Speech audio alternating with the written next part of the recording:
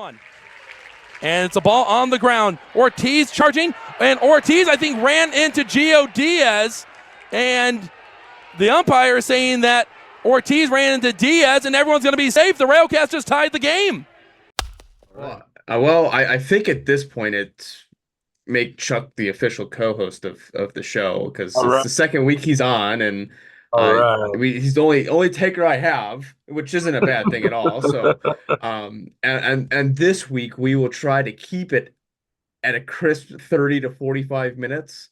I can't make any promises because sometimes we get into talking about baseball and get passionate about it. Sometimes it just doesn't work that way. Chuck, how was your week of watching RailCats baseball? Oh, awful. uh, let's say this. Me and you, we both have been to Blackhawks games, right? And that feeling at the beginning of the Blackhawks game where they sing the national anthem and you get the goosebumps and the chills, right? And I've never had that feeling before with the national anthem. I had that when Samantha Brown sang the national anthem on that first day. What was it, Tuesday? Yep. You felt the same way? Oh yeah, I felt that she was great. It felt, you're going into the holiday week there. You're 2 days away from 4th of July. It felt, the atmosphere felt really good. And sometimes it just takes a good national anthem to get everyone into it. And Yeah. that's what that felt like. So I was that's what I had started off was I was like, we got to talk about this national anthem because it was worthy of the United Center to me. And I was like, oh, this is awesome. So coming after our last conversation about what RailCats team are we going to get, and then we go into it with the national anthem like that, we're hot, right? And then we wind up winning the game against Greg, who was runner-up pitcher of the year in the past 2 years, I believe. So solid game there. And then the wheels fell off. Now, granted, you're gonna have more of an insight on the Milwaukee series than I am at this point, just because with the holiday week and my father-in-law's birthday being on the 3rd and the 4th of July, I normally spend a lot of time with the family, so I kind of stayed outside of the Milwaukee series. Didn't miss much. And that was some of the key behind it was talking about the Milwaukee series.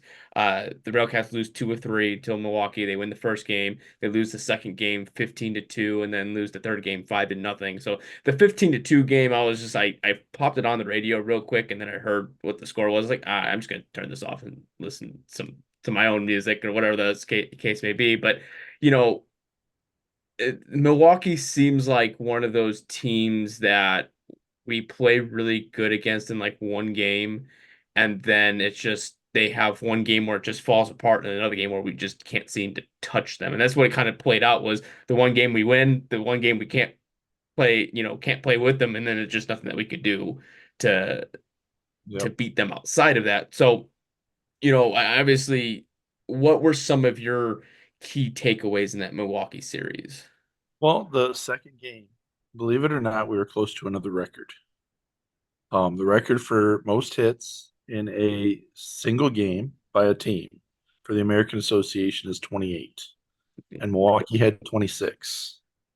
So it seems as though we are hungry for records, but we're on the wrong side of them. And I say that as for the laugh, right? But my take from the Milwaukee game is that we don't know what team is going to show up on a daily basis. We can go out there and play lights out, but the moment somebody bunts the ball, all of a sudden we forgot what a bunt looks like. We've got people not covering second base. We've got people not covering first base. We've got people not covering third base. We've got guys making it to first base, seeing that second base there's nobody there, and they're making it into a double. And I don't get that. These are guys that have in their life practiced these drills numerous times. I'm assuming that Basabe and Sierra have played those positions a big chunk of their life. And I'm assuming that Marcos and Jackson have played that position a majority of their life. And I can't blame Jackson when he's running in for the ball that nobody covers first base. And I can't blame Basabe when he runs in for the ball that nobody covers. But we had to play this last series. Actually, I think it was yesterday, where they pretend like they're going to bunt. They put the bat out there. Basabe runs in, and the guy just steals third base because nobody's Mhm. covering. Yep, that was that. I think that was actually in the extra innings that happened. They had to runner on second, and he stole third because they were trying to bunt the ball, and it just didn't happen. And then he turned into, I think the guy that was supposed to bunt the ball, he gets on base, he gets to second, they intentionally walk, and then that's just it. You get the strikeout, and then the game's over. Uh, Yep. Going into that situation though, that brings up a good point, because actually in today's game, there was a point where I forget who it was that was batting, but he showed bunt very early, and Irwin looked over at Basabe and said, "I have the ball."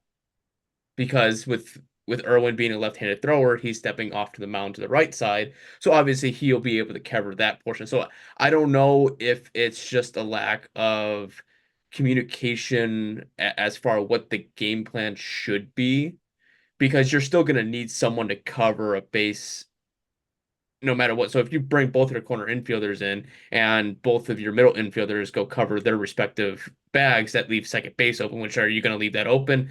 Maybe, potentially. So like, there has to be some kind of push and pull, and some of that still has to be through a pitcher. And I think maybe some of that's been a lack of, you have a right-handed pitcher going and he's stepping off the left. Maybe he should just cover what's ever coming down first base, because at that point you're not necessarily concerned on who's covering first if you're the plays at home.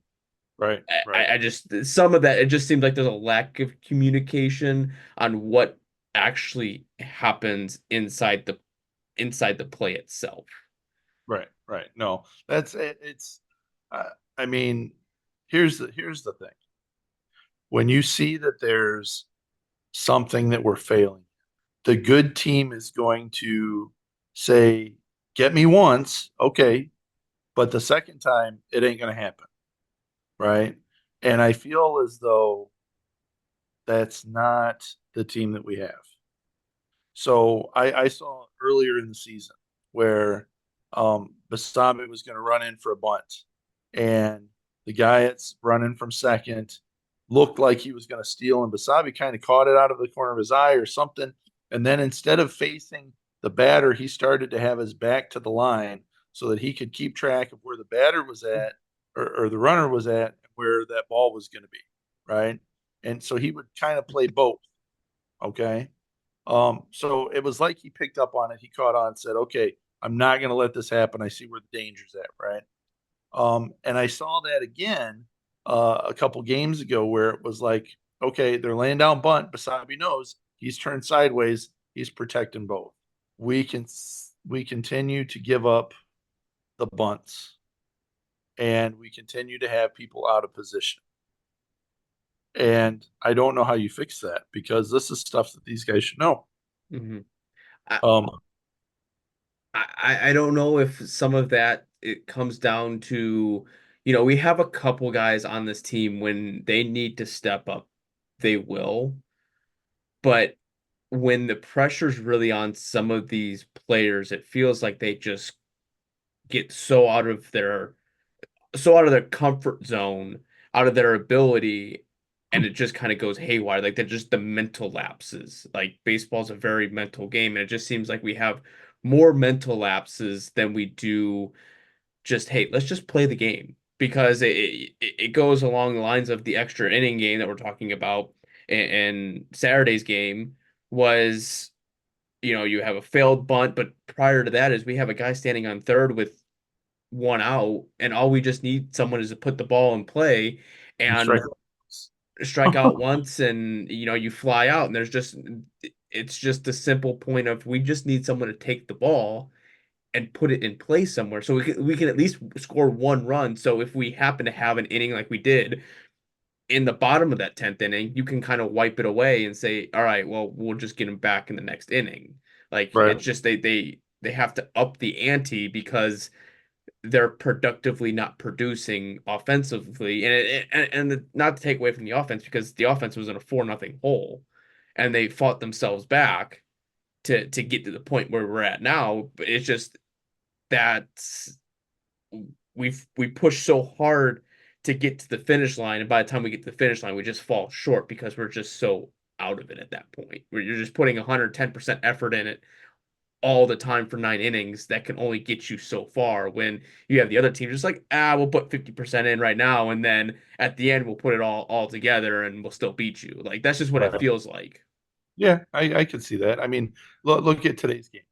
Uh, an error in the infield to start out the Mhm. game, but they don't call it an error, right? A pop out or pop up. Wasabi's there. Yep. He calls it, doesn't touch it, right? Lands right in front of or right next to him. They score 3 runs on that. Hmm. Should have been 3 unearned runs, but because he didn't touch it, they didn't count it as an error. That's 3 earned runs that went to Chris that shouldn't have. No, Right? that you know, but that was to take into consideration a little bit because I thought today was going to be a little bit more like that, and it ended up not being that way. But I get that the field was cloudy, and it was a cloudy day, and the high winds. But in a mid-afternoon game like that, when it gets up in the sky and the clouds are like a light dark gray, you end up really losing the ball more than you would if it's in the sun. And then being with the wind, it's going to push the ball out Oh, of the way. And not to granted that Basabe shouldn't have caught it, but it was probably one of those situations where it happened in the game before with last night with Contreras missing 2 balls in the outfield. That was just like, he what didn't was even. he? It was like he didn't even know that the ball He was hit. didn't even. There was one. I was like, he's underneath. I'm like, oh, he's got it, and he missed it 3 or 4 feet to the left. And you had Sierra pointing like, hey, the ball is right over there. So it's like those errors that the simple stuff that doesn't show up on a score sheet is the one that's hurting the RailCats, and that we can't go back to and be like, oh well, this is what happened, but it ends up hurting the other guy because it should have been an easy pop fly and call it a day. So like Right. there's push and pull either way, and I I don't know. I'm gonna be interested to see what the All-Star game is going to be like for Kansas City because that field looks atrocious. Yeah. Yeah. Left field looks horrific. The infield looks. I mean, take the divot that off of Adolph's hit to Jose Contreras in the first game. It Yeah. hits that divot, and Contreras is 6'3" and he's outstretched and he couldn't still make the play. Like there was nothing that he could do in that situation. But that's consistently what it was. I think Castillo had issue all day today at the beginning of the game trying to field balls in the outfield because they would just hit a random divot and they would go flying somewhere. Like it's just one of those it was just ironic because I was listening to the broadcast of Ryan talking to Basabe because Basabe did play for the Monarchs a couple years back, and he said that he really hated playing third base because the field isn't the best playing surface. And then the next pitch, it goes flying to Contreras, and it goes flying somewhere else. Like it's just one of those, like it kind of tumbles itself in together. But I'm just interested to see how that played out because I was not very impressed with the field Yeah. one bit. That team, the team, you can put the gold star and say this is a highlight of the league, right? Yes, That field, no. That field is probably going to be ranked last in yeah, the league, and you're not really showcasing. Uh, I mean, that essentially you're trying to get fans to go out there to look at that. That's not good. Um, I here's my thing. Two things could happen here. This right now, the Railcats can go one of two paths, and I started to see that today. So, ball in the out in the infield, nobody picks it up. End up giving 3 earned runs to Chris, which shouldn't have happened, right? Um, and then Chris comes out the second inning and he's missing pitches, hmm right? So now, and here's the reason for this. You saw in the first inning you couldn't rely on your defense. So now as a pitcher, you've got to do it all yourself. And throwing strikes is not how you do it yourself. It's getting people to swing. And so you're throwing stuff to make people swing. Mm-hmm. And that's what Chris was doing. And he winds up getting himself into second jam, but the defense gets him out of it. Okay. So this is the one of the two ways this is going to go. Either the pitchers are going to throw their hands up and say, we can't do it because the defense and the offense suck, right? And we can't put it all on ourselves. So they wind up blowing up because they're trying to throw pitches that, to make the guy swing and miss, as opposed to just have them put the ball in play and rely on your players. Or the offense is going to sit there and say, hey, we can't succeed because pitchers are putting 5 runs on the board in the first, second inning. We have no chance. So what's the point? If we start taking on that attitude, either one of those, right? Blaming each other, we have no hope. But instead of blaming each other, if we look at this as, hey, my bad on this, right? I should have caught it no matter what it was, whether it was the clouds or whatever. My bad on that. I own this. I will do better, right? Then give them a chance, right? We give each other grace, and we still go out there and do our best, and we find a way to win together. That's going to be the recipe for success. We saw that the first game. We saw that first game in Milwaukee. What was the score? 5-1, I think. Yeah. Yes. And that was us going out there and putting 5 one-run, innings together. Make that happen.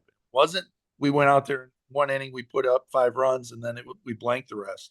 It was 5 consecutive innings of putting the ball in play and getting on base. Well, technically, it was 4 innings in a row that we got a run in, and then we scored 1 run in the 8th. But still, nonetheless, is that the pitching staff did its job, and the offense was producing when it needed to.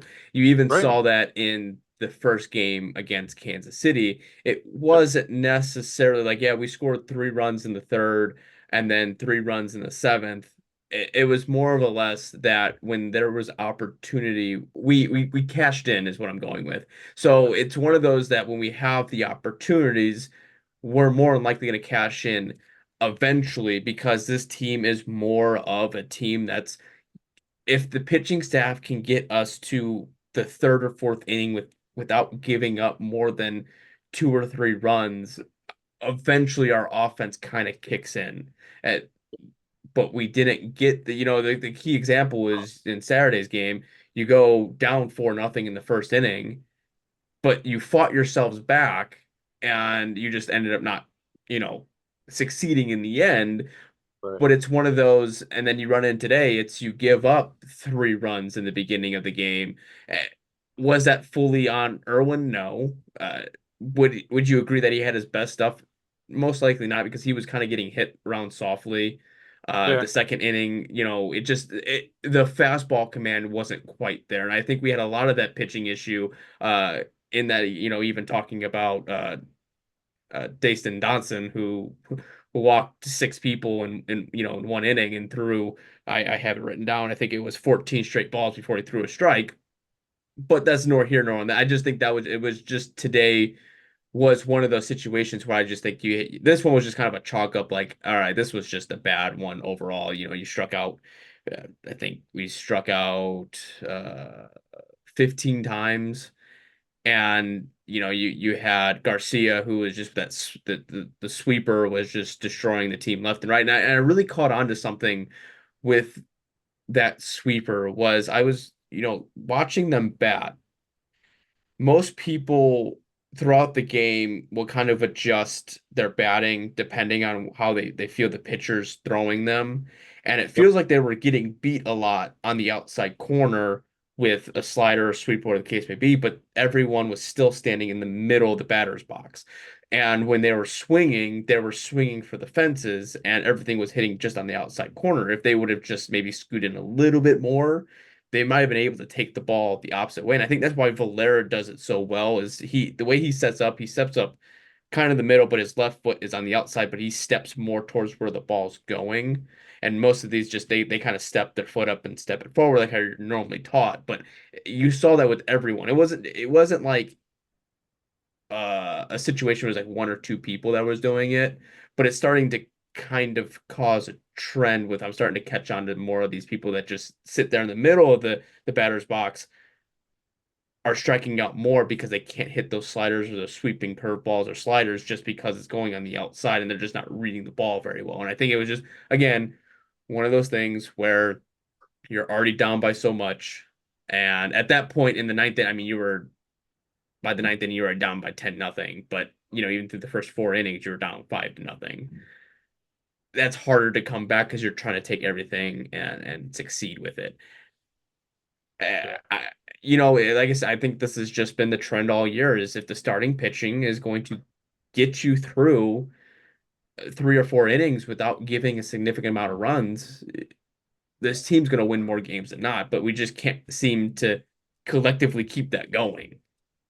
Well, I think that you have Valera and you have Gio sit there at a table and have all of the players sit on the other side and ask them all the questions that they need the answers to. Because these two guys are showing up day in and day out and they're hitting the ball. No matter what anybody's throwing at them, they're hitting the ball. And, it's like, okay, what is it? I think that's how people get better. As you see somebody that's being successful and you ask them, how are you being successful? And are they, is it too much to, is it too much for you to ask somebody that? That's the thing that me and Gio talk about quite often is, last year and this year, he would sit there and tell me, oh, I was talking to this person. I really like how they do this. I watch how they do that, how they're swinging this. I asked him about that. I'm really learning a lot from this guy. He'd say with Woody, really learning a lot from Woody. I got so much to learn from the guy. But Gio's going out there and he's observing everything, right? He's the new puppy. He's just looking amazed at everything, but he's observing everything and he's taking the key points and he's making it happen, right? And I think Valera being the old guy, right? He's in this and he's like, hey, it is what it is. I'm going to go out there and hit the ball. And he goes out there with his experience and he hits the ball. Mm-hmm. And you have everybody else in the middle, and I hope that they are looking at what Gio and what Valera are doing correctly, and they're trying to integrate that into what they're doing. It's some of these guys, they don't move their feet. This is the way that it's going to be. I don't care who's pitching what to me. Mm-hmm. I don't swing at the first pitch. I swing at the first pitch. They have their own rhythm that they go by. And in most cases right now, that rhythm isn't working. So we have to change. As much as I don't want to pick on him, I'm going to have to pick him on him on this one is LG Castillo got his 5th walk of the year this year, and he's struck out 48 times, and he's the top. He's top with that, and he's one of the cornerstones to the team. I mean, he significantly last year and the year before was a lot better than this year. So I'm not sure what's going on, with him on that front of it. It's just I don't know if he's just not connecting the way he has been in the past, or is it something that he's switched up? I know that Andrew keeps mentioning that he's switching his batting stance every other game. I think he said that LG just kind of goes up there and does whatever he feels like doing at that point. But it's just like he's not. I don't feel like he's collectively keeping a consistent pace that he was in years past. Even Apasabi, he's starting to kind of fall off a little bit. He's not being as consistent as he was. I know, Gio and Valera have both extended their batting averages. Valera is now the number one ranked with the batting average of 287. But it's just like the offensive. It could be multiple things. It could just because the pitching staff isn't giving them the opportunity to kind of muster their run of keeping things going because they have to take 5 runs and try to score those 5 runs in 5 innings, or Right. instead of trying to get 1 or 2 where you can have a couple bad innings here and there, but you can't do that when you're down by 5 runs in the first 3 innings. Like it's just you have to start catching up. So I don't know if that's something to do with the offensive production not not being there because we've seen what the offense can do when it's working on all cylinders. It's just, is the pitching staff going to allow that to happen? It is the question. Yeah, I don't. Here's with LG. He was a prime candidate for that outside corner. Mm-hmm. 3 straight pitches, 3 straight swings, all on the outside corner, missed all 3 of them. If we face a pitcher that we can't hit, we just struggle hitting against the guy. We need to be mindful of the fact that there is a limit to what this guy's arm can do, and we need to be taking pitches. Get him out of the game by making his pitch count rise. Hit foul balls. Do what we have to do to have quality at bats. So that, I mean, if he's pitching 10 balls against one guy, and then the next guy he's pitching another 10, doesn't take much for you to get through 3 innings, and all of a sudden the guy's got 100 pitches and he's yanked out, right? But we're going up there. We're trying to make contact on the first pitch. It's a ball. We're swinging. Next thing you know, we're 0-2. And it's like, okay, now we're just like, screw it. We're going to swing at everything. I don't care where it's at. I've seen by far the worst plate discipline that I've seen in 3 years these past 6 games. Mm-hmm. And look at what happens. Look at Milwaukee. Milwaukee goes up there. They take the walks. No team is beyond walking. Mm-hmm. And it's the same thing with these other teams. Nobody on our team should be beyond walking. Now I understand if you've got a guy on third and you want to try to put the ball in play, I get it. But if they're going to give you a runner, take the runner. I will say this. I did. It was interesting. I talked to Greg while he was pitching, Greg Minier. Mm-hmm. And we talked about it last time about how we're loud at first base, right? And how I sit there and tell him to walk him and all that other stuff. Well, I started telling Greg to walk the guy. I said 3-2, you better walk. You're gonna walk him. You better walk him. Don't let him hit it, right? And he ended up walking him. And when they got the third out, he comes in the dugout. He looks at me and just gives me this grin and he shakes his head. He goes, "Gonna walk him, huh? You just had to start right. You just gotta walk him, huh?" And I said, "And you walked him too. You shouldn't have walked him." And he's just like, "I love it." He goes, "I love coming here. I love the fans here." And you can hear them.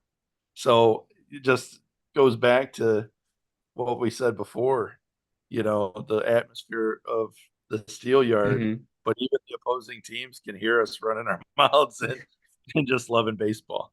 So that I thought that was hilarious when he was telling me that. There's nothing we can do about the quality of the product on the field. I'm hoping. If this new guy that just showed up, he winds up giving up a bunch of walks before he throws a strike. I don't know.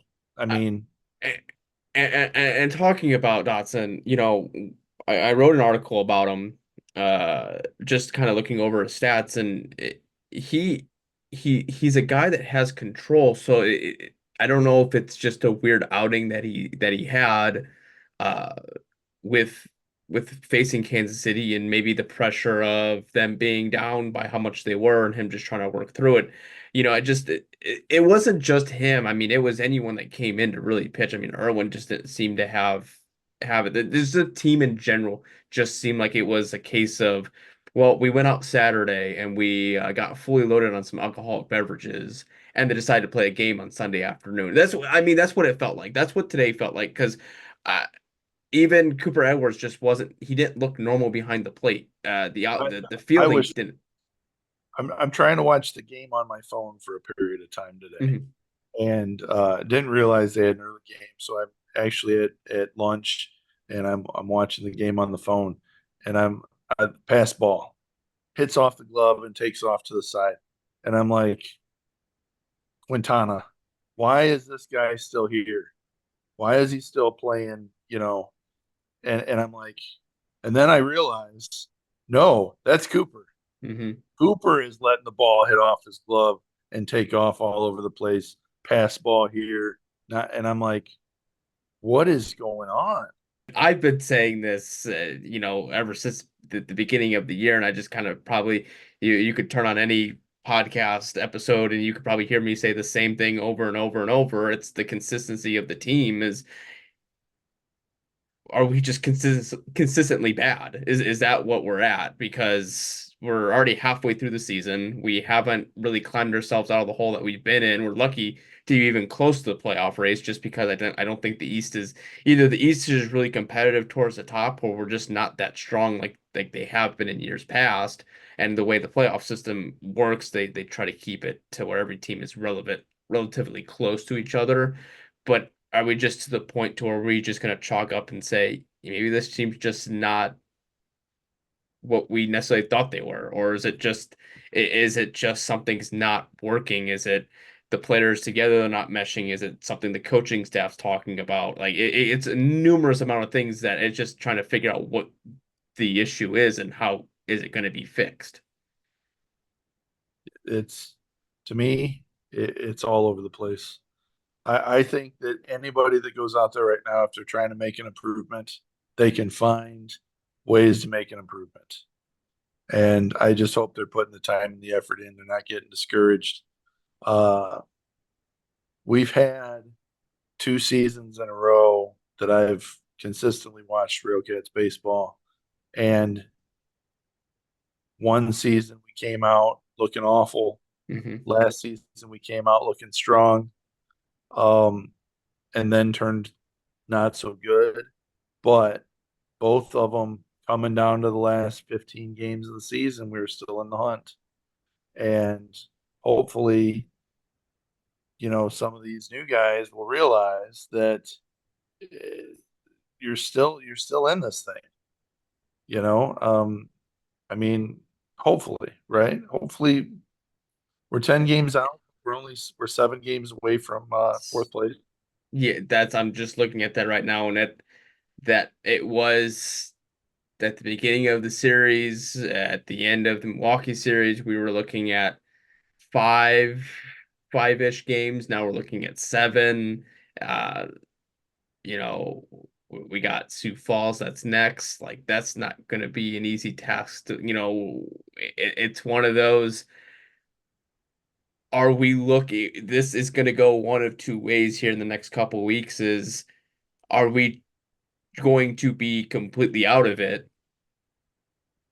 or are we going to kind of climb ourselves back in two? And I said before the All-Star break, we need to be at the time. I think we were only like 4 games back from the playoff spot. I said we needed to be at least a game back, and now we're 7 games back. Like there's just no positive trend to where Well, we've here's the been. thing. Yeah, here's the thing, though. We face Chicago at Hmm. home. We have 3 games coming up. Chicago's in fourth place right now. So we go in there, we roast them, and it's a different story, right? But I think that's the way the schedule works out. Is that and this is the way it is consistently. Is that you always end up facing the team that you need to be facing to get that position, and it's like, okay, let's do it. And sometimes we come up looking good, and sometimes it's like, okay, we shouldn't have done that. Okay, so just looking at the schedule, I think the toughest team that we have to face, because say Sioux Falls is the next team because they're first in the West. I think they're first in all of the American Association, and that's 3 games in Sioux Falls, which could probably go either way, just because it with being the bird cage or whatever they call it now. Um, but outside of that, we still have to face Kane County twice. We have to face Fargo, I think, 2 more times, or just 2 more times, and then the schedule is basically between Chicago and Lake Country is what we have. I mean, then we have the 6 games against Cleburne, but realistic and another road trip to Winnipeg and another thing to Milwaukee. I mean, most of the stuff is going to be back in the East Division, but with Lake Country and Chicago not more Chicago not being the Chicago teams a year past, there's still light at the tunnel, but I really thought that light would have came with the Milwaukee and the Kansas City, series because more Kansas City because they don't impress me whatsoever. I mean, they have a couple people that are really good, but other than that, they don't really like jump out at me to make me seem like they're defending, Mouse Wolf Cup champions. So it's just Right. one of those like I wish that they would have played, even if I would have felt better if today wasn't a blowout game. If it was a closer to a game that we had yesterday or on Friday would have been a better feel to it. Now going into Sioux Falls, basically getting your teeth kicked in on Sunday. Now you're facing a Sioux Falls team that is a really good team. Are you just Yeah. going to fall further into that hole? They gave us a great game, a close game, and a blowout game. I like the whole gambit, right? Hmm. We got kind of the whole gambit these last three games. Um, I you don't know who you're going to get, but that being said, my hope is we go into Sioux Falls and we just play baseball.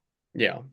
And it seems like our attitude when there's no chance we're going to win, we go out there and win. I mean, when we've got hey, these guys are great. For some reason, we step up to the challenge, King County, right? Hmm. But then when it's the teams like, hey, Kansas City, I think they're what, fifth in their division. What are they going to do? And then all of a sudden we get this, right? So Hmm. I don't know. It's insane. Um, if we can pull 1, 2 games out of the birdcage, we go into Chicago or we come home for Chicago and we sweep Chicago. I think it's a different conversation because then we're facing Lake Country, which we should be taking them. Hmm. I think there's 4 games against Lake Country. Yeah, it's the 4 games which starts Monday. This is the one day that we don't get like a break in between. Yeah, Think it starts Monday, then goes to Thursday. Then we start the last game road trip before the All-Star break to King County. yeah. So if we can squeak 1 or 2 away from the birdcage, we're on the right path. That being said, I don't know where everybody else is at this time, but we need to have Chicago lose 2 games to try to keep that 3 games behind or whatever it is. To try to keep that 7 game spread.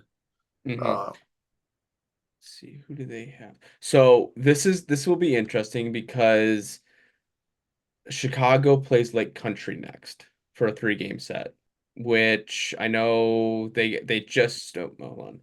they just postponed their game today. They're having a They double well header. that got canceled. That game got canceled against King County, which will probably end up being a doubleheader when they go back to King County in Yep. the end of July. But they have Lake Country up next right before they play us. So it's one of those like that's pick your poison. Who do you Right. want winning that series? And We that's the don't. thing. And you don't know and the best way I guess in my eyes, it would be better for Lake Country to take that series and us take Chicago. And then when we face Lake Country later on, that'll be more of a battle because if say we fall against Sioux Falls and Chicago sweeps Lake Country, that's gonna put even a bigger gap between us versus if Lake Country sweeps Chicago and we kind of falter against Sioux Falls it'll be a little bit easier to make up that ground because you don't have that big deficit in between. So I guess at this point, I would be kind of putting my Lake Country DockHounds cap on and hoping that they take Chicago. But this is one of those series where it's like you don't really want this one to be a series quite yet. You wish that was maybe like a little bit on, early in the season, whatever the case may be, just will kind of help the momentum because you could be like, oh, we sweep Sioux Falls, and you could still look and be a handful of games back from fourth Chicago. place just because Chicago played Lane Country and they're all Yeah. kind of Well, here's my. there. I I will never root for Chicago, and I will never root for Lake Country. So my goal, my hope here is that they go 2,000 innings each game. They wear out all their pitchers' arms. They wear out all their players. Their players are basically on life support and barely get through the series. And then when we face them at the steel yard, they're comatose. Yeah, That's that my would be goal. nice. That's my goal. That's the only way that's what I'm rooting for. Yeah, because I mean that this after Sioux Falls is going to get very interesting with having the two home game the not 6 games, it's technically what 7 games homestand with the Chicago Lake Country. Like this, I would say when we're talking about the next series, I know we don't want to kind of skip over Sioux Falls, but at this point we kind of are because it, this game that series is it matters, but it's not like make it or break it. It's more of the Chicago Lake Country series that's going to be like, all right, if we do what we did against Winnipeg and Milwaukee, we're going to really be out of a playoff spot because Oh yeah. Yeah. it's one, especially like country, like if we only take one of three or we get swept by them, like that's like, all right, you're probably gonna have to sell the farm at this point because Oh, if we go, and let's say we sweep Sioux Falls. Mhm. Let's say we sweep. Chances of that happen probably pretty slim. Let's say we do it, and we go up against Chicago and we lay an egg, and then we go up against Lake Country and we lay an egg. We might as well pack the bags Yeah, because that's now we're instead of being a game and a half behind Lake Country, we're 5.5 games behind Lake Country, and that's going for fifth place, right? yeah. And then I mean, you still root for the guys. You want them to do great, but it, I don't know that early in the season there's ever been a team that's been like, oh well, not gonna happen. You know, Yeah. that, I mean that's a hard one. that's gonna be tough because I mean that's majority of the back half of the season is gonna be Chicago Lake Country. Like that's and those are the two teams that are just right above the RailCats. Like don't get me wrong, like if we falter against them, it's not like we don't have an opportunity to catch back up to them, but in between, you know, Lake Country, you have King County, you have Fargo Moorhead, and then you play Lake Country again and Chicago again. Like, but the point behind that is you're facing two really good teams in between, those other series. So it's just like this is where you start making up the ground. So that way, if you do falter against a King County and a Fargo Moorhead, when you go back into playing Lake Country in Chicago again, you didn't lose too much ground. Right. No, I think that um, what I can see as a possibility when it comes to our pitching is that the second 2 games against, and it all depends on the playing situation, but the last 2 games against the Canaries, you're really trying to rest some pitchers for facing Chicago. And when you're facing Fargo in that series, you're really trying to get some rest for your pitchers for them to battle again against the games that are going to be counting for full points instead of half points. Hmm. I'm looking forward to Chicago and Lake Country. I'm Hmm. looking forward to these 7 games at home. That right there is what my focus is on. I'm excited about those games. Even if the team goes out there and gives a goose egg against the birdcage, I I am excited about these 7 games. And the reason why is because I believe the way that we're playing right now, even if we're hot, cold, and in the middle, we can still give these guys a run for their money and shut them down and take the wins. And that's the way I feel. That's what I'm excited about. What are you excited about in the near future? I mean, I'm excited to see um obviously the Chicago Lake Country series coming up, but I'm more excited to see of like what players are going to start turning the corner offensively. I think Gio and Valera are both there. I'm hoping that Marcos and Basabi can kind of get back to the way they were at the beginning of the year. If we can get those people started and start being more productive, I think we'll put less pressure on the pitching staff themselves. Because I think that's half the issue is we look at the pitching staff and going, well, we give up 10 runs, but we're only scoring 1 run. But it's like you're giving up the 10 runs. Like Right. that's what we look at. So I there's a couple of things that I guess I'm looking more excitement of just like the matchups and seeing what's going to happen, but more of a less is the question is are we going to turn a corner or not? Yeah. That's So that I am also very intrigued in that. I want to see if these guys turn it on. I don't want to see one game where everybody's getting hit. I want to see a couple of games where guys are solid, right? Um, Another thing over the past two series, a lot of ejections. yeah, I guess we haven't talked about that, but No, and so Valera gets thrown out hitting a double by the home plate umpire because the home plate umpire says that he hit him intentionally with the baseball bat when he let the bat go. You like that? Now, I was wondering why I got kicked out of the game, but the that's pitch before that, he argued the mhm. call, and he was animated about it. He hits the ball, he lets the bat go. Apparently, it hit the umpire. I don't know. Nobody's watching.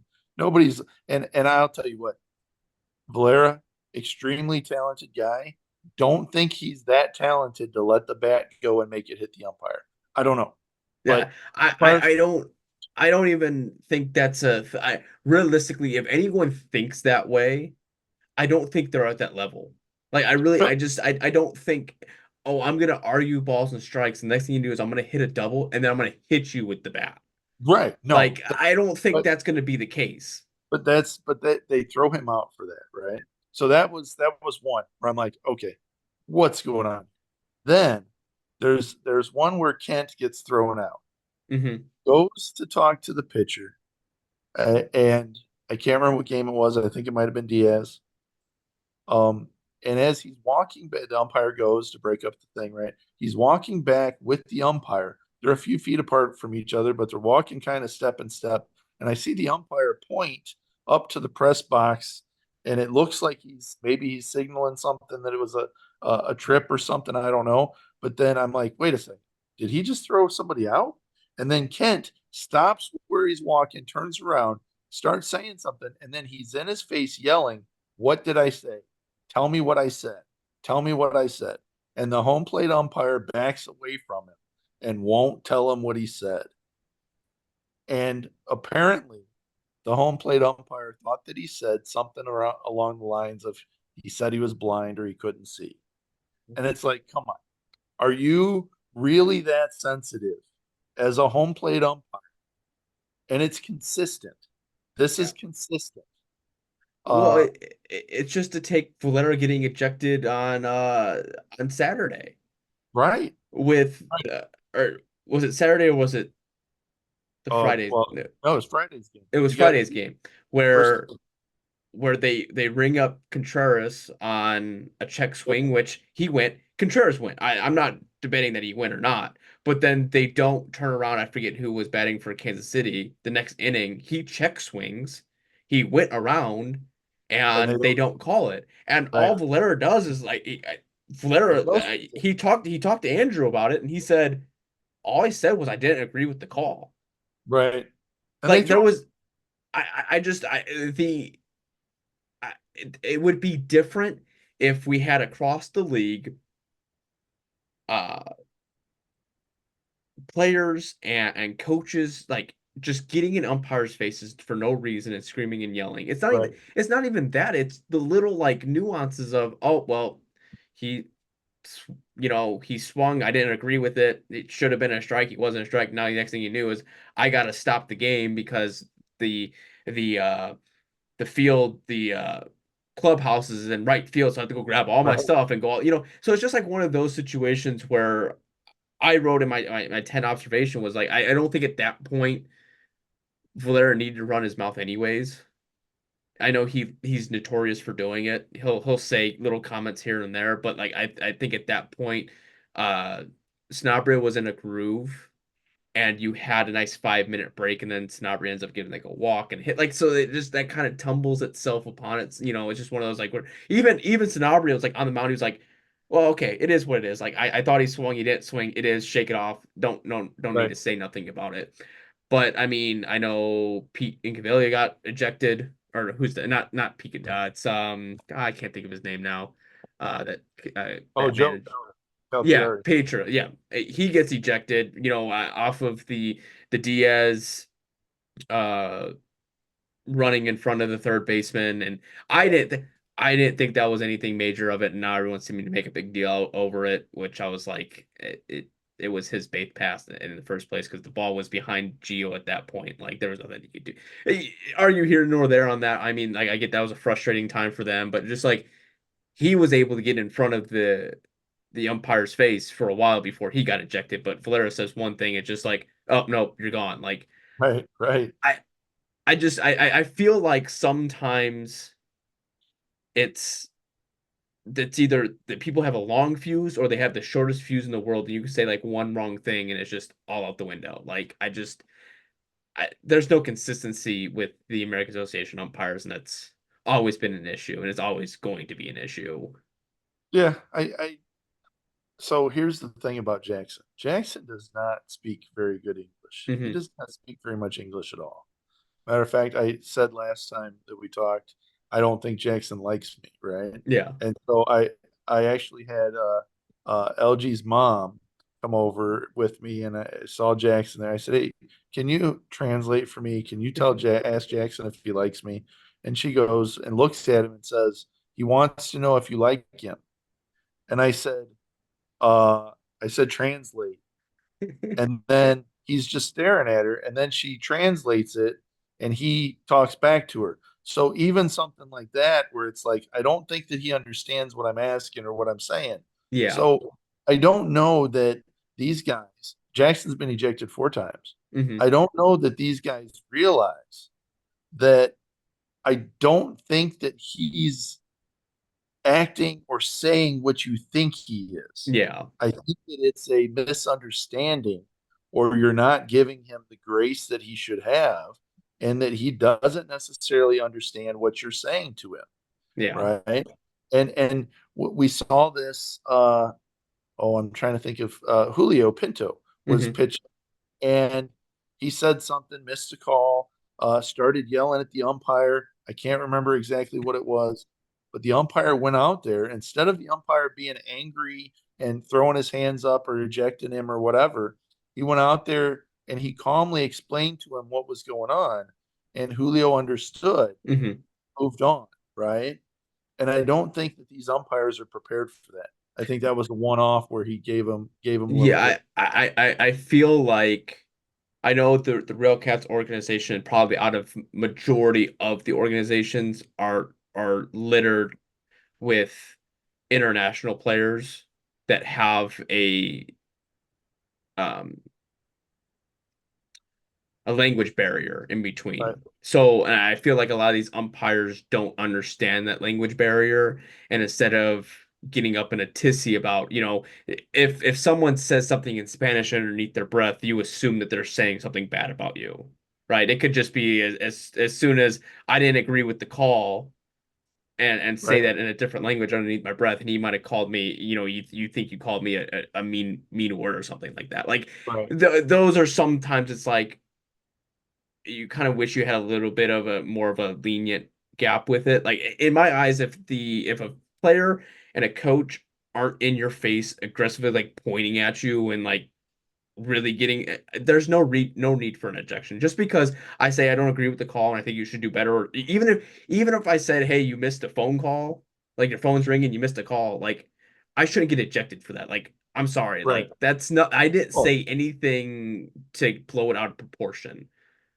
the thing though is that with Jackson, because he has that language barrier, he's very animated with what he says because he's trying to portray and he's using his animation as a way of showing you what he's trying to say. Yeah. Right? And so he'll give you that extra animated. what? That kind of thing, right? And instead of being able to talk, and there's no there's zero acceptance of that Yeah. when it comes to the umpires, it feels like. And that to me, that's like, oh, that's pretty sour that we would be that way. Yeah. The good news though is that Jackson did say that he likes me. Well, So hey, I at mean, the end that's of the what day, everybody's waiting to hear. So yes. there it is. There's the answer. Um, and I said, well, I didn't think he did because I always try to make him smile. And then what does LG's mom say? He's always trying to make you smile. And I said, no, I said translate it. And so then she translated, and he says, well, it's hard to smile on days like this. This is when they lost the 15 to whatever it was. I said, no, I get it, but I enjoy seeing him out there having fun. Yeah. And so I think she translated that to him correctly. I don't know. Uh, but so that's water under the bridge now. Everybody that was concerned, water under the bridge. Um, but we've got to. I Nothing's going to change with the umpires. Yeah. Um, a 15-1 loss against Milwaukee isn't an umpire's problem. Um, these other ones aren't umpire problems, so we can't. It No, would be great to be able to say that they were the issue, but they're not. It's no. more of a nuisance than anything. Yeah.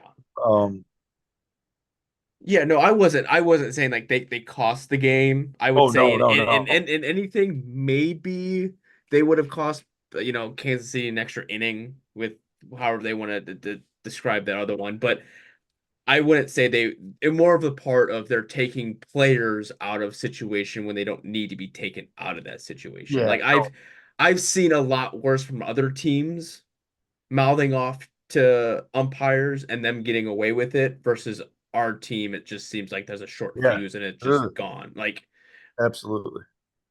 just because maybe they're saying something underneath their breath that maybe in a foreign language to them that they're assuming the worst out of it and just tossing them. Yeah, But I'm pretty sure I've heard a lot worse English to an umpire and seen it and them stay right. in the game longer than I've seen someone say something else in a different language. Well, So and I'm wondering this. This is something that I would like to see from our team. When you get kicked out, I would like you to be very angry and upset about it. I would like you to get up in the umpire's face yeah, like get your K-Dub two did cents in. and yell and say, "What did I say?" and earn that ejection. Hmm. If they're ejecting you for a stupid reason like they did Valera, I don't know what the repercussion is. Somebody said that if you get ejected twice, you get a fine or something. I don't know. But um, make those umpires think it twice before they eject you. Yeah, We don't do that. We take the slap in the face and then we just say, okay, let's walk away. I hope that we kind of man up a little bit there. And I saw, can't remember what team it was, but they took the garbage can from the dugout and put it behind home plate and whatever. Or you've yeah, got the Sioux City, I think, was the guy that grabbed the base and took the base and gave it to a fan and signed it and all yeah. that stuff, right? But and I'm not calling for theatrics like that, though I do find them Or the grenade rosin bag from behind the mound. right. I do find them to be absolutely hilarious, right? And it does make the fans laugh or what Yeah, have you. But get in their face. Get in their face. There's no reason why Jackson should be kicked out because the bat touched the umpire. That's not a thing. Um, there should have been more fighting as far as that goes. Lamar should have had his back. I think a lot of times Lamar escorts him away instead of putting up the fight. And that's kind of been a bummer to me. yeah, Stand up for your team. Stand up for your teammates. There's not a lot of that. yeah, And so that being said, that's what I came away with for these two series and what I'm looking forward to. Um, I did get like I said from Greg, I got that compliment that he loves the fans and Gary. and loves how active we are. Uh, I don't think that we get that at any other place. Um, so that being said, hey, that's what I got. All right. Well, I guess before I wrap anything else up, is there anything that a subject that we might have missed, or you wanna any parting shots before we Hmm. head out? I hope that the RailCats string something together here because seeing a 15-1 game is embarrassing. And I I understand that there's many different things working behind the scenes or many different reasons why. But when I've got Milwaukee fans behind me laughing, when I've got players in the Milwaukee dugout saying these guys shouldn't even be on a professional team, it really hurts as a RailCats fan. And I don't think that they're saying that to be mean. I think they're saying that because it's true. And that hurts. So I hope that we see something. We see a change. We string something together here. Let's be those cats that come from behind and scratch and kick and claw and everything, and let's win some games. Yep, I would agree. So, uh, just before we exit, this is how the league is standing at this point. The East, Cleburne is leading at 30 and 22 at first place. Then you have Kane County, Milwaukee, Chicago, Lake Country, and the Railcats are 10 games back from first place. In the West, you have Sioux Falls at 32 and 19. Then the Red Hawks, then Gold Eyes, Monarchs, Explorers, and Salt Dogs at the bottom of the league on the West. So the positive note is Gary's not the worst team in the American Association. It's the Lincoln Salt Dogs. But yeah, and then we have Sioux Falls for a tough series against Sioux Falls. Hoping the big thing to take away from them is not to get swept in my eyes. I'm hoping that they don't. If they don't, I think they'll take that as a positive. We'll take the one win Yep. and just come home and face Chicago and Lake Country. So, but on that end, I think that wraps up everything. I do have one Well, comment. one comment. Is it a coincidence? Something to think about. Everybody that listens to this, I want them to think about this. Is it a coincidence that the two teams with the best looking fields have the worst records? Just saying. I don't know if that's coincidence or not, but I mean, I would rather take the.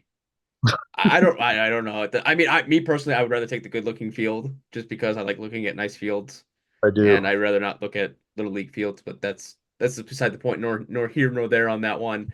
Um, but so yeah, Chuck, you want anyone to follow you on social media? I know you're not. I know other than X is the only thing that you're on. So if you want to, any plugs that you want to throw away in there. Well, the plug I won't put in here for myself. Here's the plug that I will put in here. I have spoken with numerous players, various different teams, people that are currently with the RailCats or with other teams or ex-baseball players, and every single one that I've talked to said they would love to be on the podcast. So, that being said, we have got a lot of great things coming ahead, and I look forward to it. Yes. I know we have a whole off season to worry about too. So there's gonna be plenty of opportunity for everyone to jump on and all that good stuff. So if you guys want to hear certain interviews, be sure to comment Comment. somewhere. Yep, comment. Let us know, even if you want to be on the show, like let's kind of get the ball rolling on that front. But everywhere else you get Railcats talk at Twitter, X, Facebook, website. I'm gonna start. Uh, I did a poll in the beginning of the week last week about what daily content you guys want to see, and the Railcats Quick Minute beat it by 2 votes all across Instagram, Twitter, and Facebook. I will still do the 10 observations, but majority of the time that's going to be like on away games or games that I won't be at because it's easier to do it on a computer versus on my phone at the actual game. So Railcats Quick Minute, that will be a daily content every day after games.